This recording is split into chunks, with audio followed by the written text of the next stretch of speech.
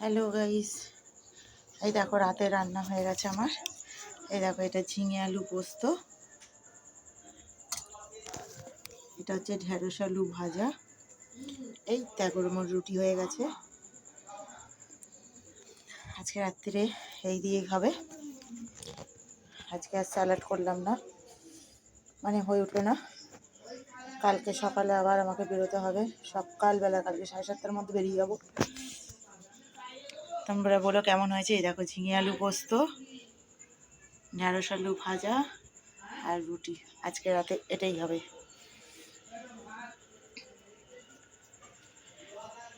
Tata guys, good night.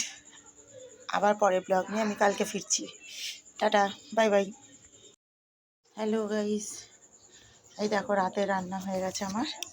এই দেখো এটা ঝিঙে আলু পোস্ত, এটা হচ্ছে ঢেঁড়স আলু ভাজা।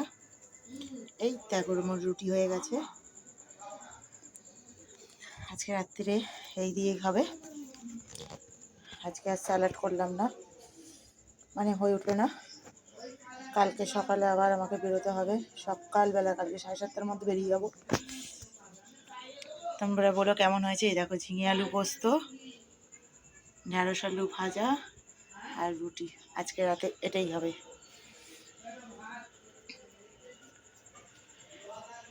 Tata guys, good night.